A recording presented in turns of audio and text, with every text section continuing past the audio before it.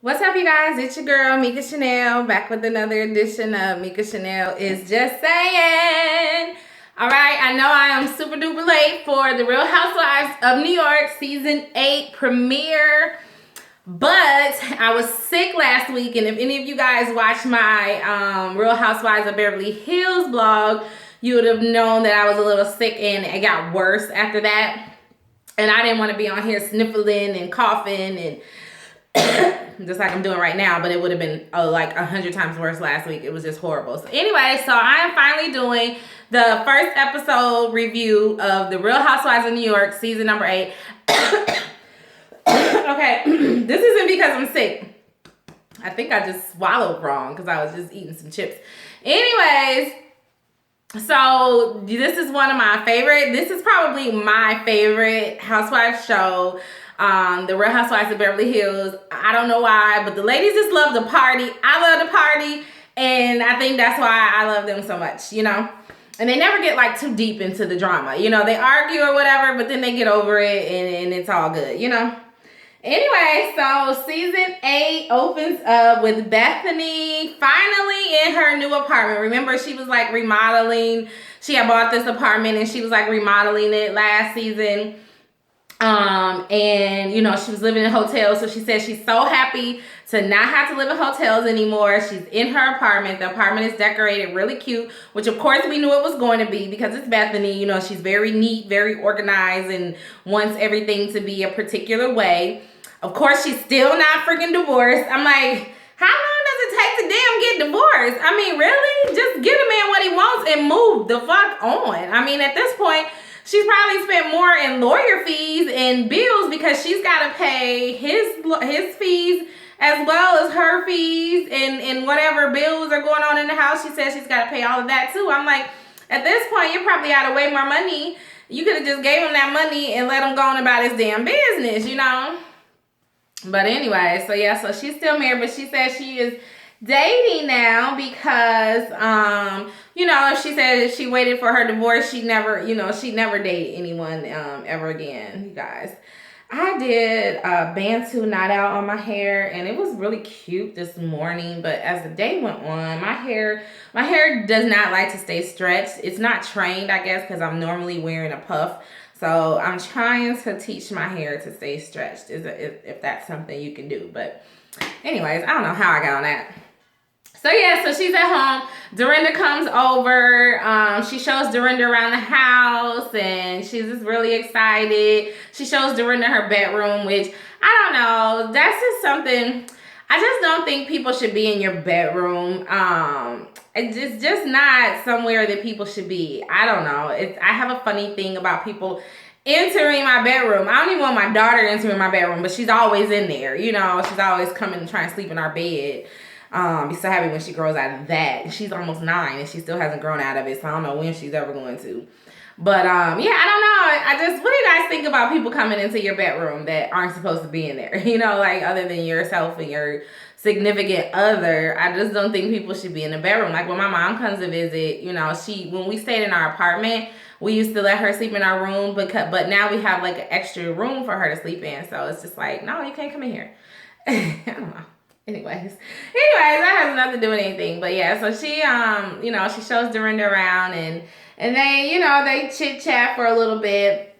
And then they discuss, you know, that they're going to do a lunch because Bethany's been dating this guy. So she's going to bring this guy along. Dorinda's going to bring her boyfriend. And then they're going to invite the new girl, Jules, who, you know, this is her first season on this show. We haven't met her at this point.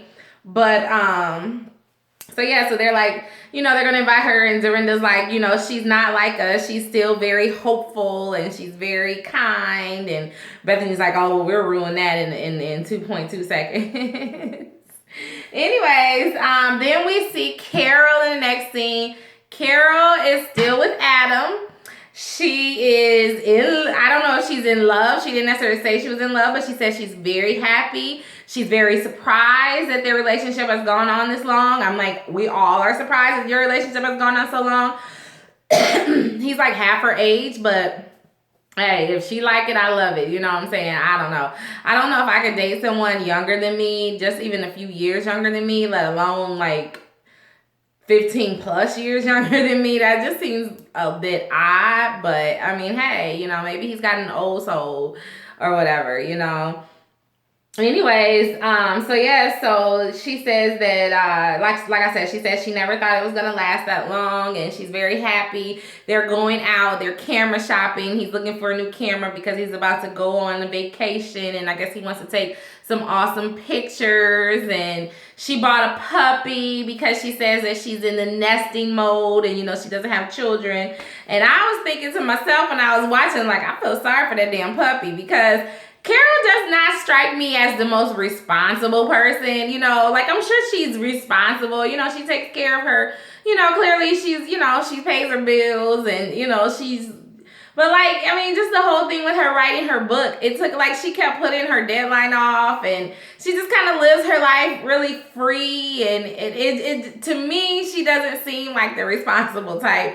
So I'm like, is the dog getting fed? Is she walking the dog when the dog needs to be walked? I'm sure she is, but that's just the image I have of her in my mind, of just like just like one of those Toys R Us kids. Y'all know that commercial, I don't want to grow up, because if I did, I wouldn't be a Toys R Us kid. That's what Carol reminds me of, just like a big kid, but I'm sure the dog is fine. He looked perfectly healthy when we saw him.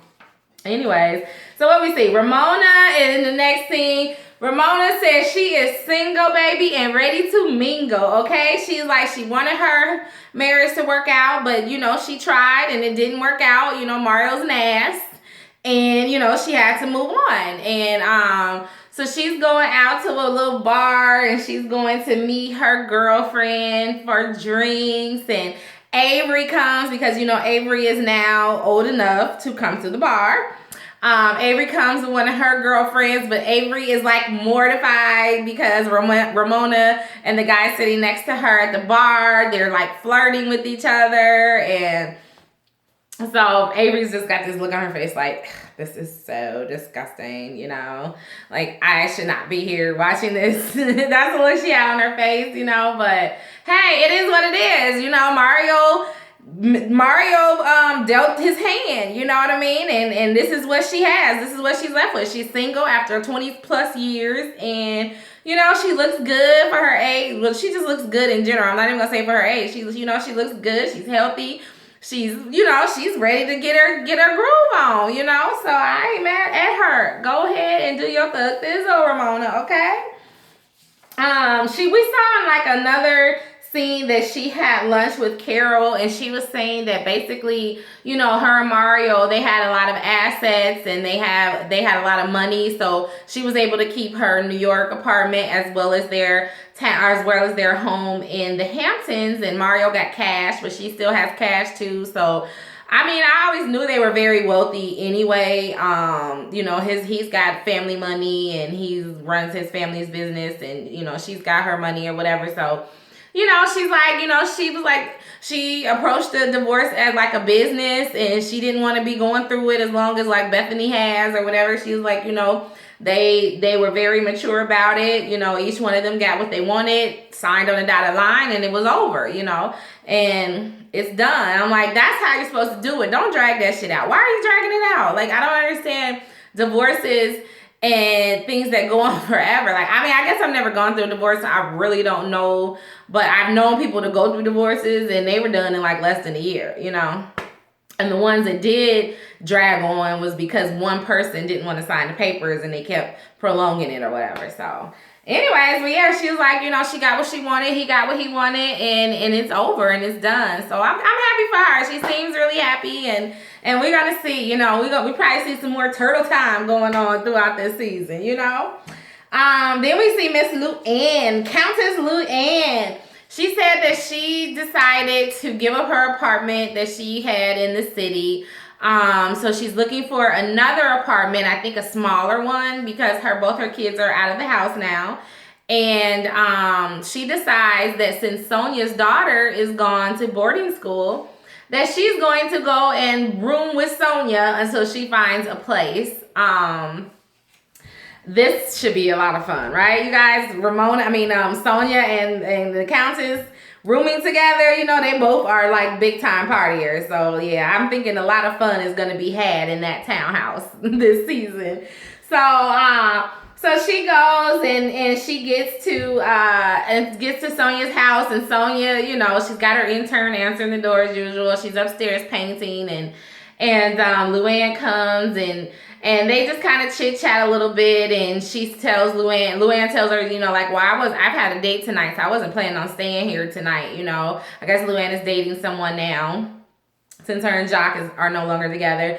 And Sonia is like, well, you weren't planning to bring him here, are you? You know, like in my daughter's room. And Luann's like, no, you know, that was never the plan. I was never going to bring him here to your house or whatever. And then somehow they get on the subject of Luann having like an extra row of teeth, because I can't remember. For some reason they were talking about their heritage or whatever, and Luann says that she must have some Eskimo because the dentist once told her that she's got an extra row of teeth, which is kind of like what Eskimos have or whatever. And then like Sonia's like, well, how do you do blowjobs when you got an extra row of teeth? I'm just like, you know what? These two living together is going to be so much fun, and I am here for it, okay? I am looking forward to seeing everything that they get into during this season, all right? Anyways, so then we meet, after it went to commercial, came back, and then we meet the new girl. Her name is Jules. Her husband's name is Michael. He's a venture capitalist. She's a stay-at-home mom. They have 2 children. They have a live-in nanny, and they have a housekeeper. But she was cooking in this episode. She wasn't laying around and doing nothing. You know, she seems to be, at least in this first episode, she seemed to be like a hands-on mom. She says she would never ask her staff to do anything that she wouldn't do. And she says that when she's out with her kids, especially her daughter, because her daughter has blonde hair, you know, her husband's Jewish, and she is mixed with half Japanese and half Jewish. So she's like, when she's out, people just assume she's a Filipino nanny, and she gets asked a lot, like, you know, how much she makes and things like that, which I found to be very funny. But you know how people are when they just see the outside appearance and they don't really know what's behind the scenes. She seems like she's going to be a lot of fun. You know, she's a little younger than some of the other women. She's like 34, I think. She's even younger than me. Her husband is a little older, but not that much older. And, you know, they live above his office, which is kind of cool. So she's like, he doesn't have that far to go to work. So, you know, she can always pop in on him whenever she wants to. And the funniest thing she said, though, was about her kids, because her son just really did not want to eat dinner. He wanted this popsicle. And she was like, you know what? The only way to raise kids is to bribe them, okay? To get them to do what you want them to do, you have to bribe them. She's like, you can't be giving some positive reinforcement. You got to bribe them.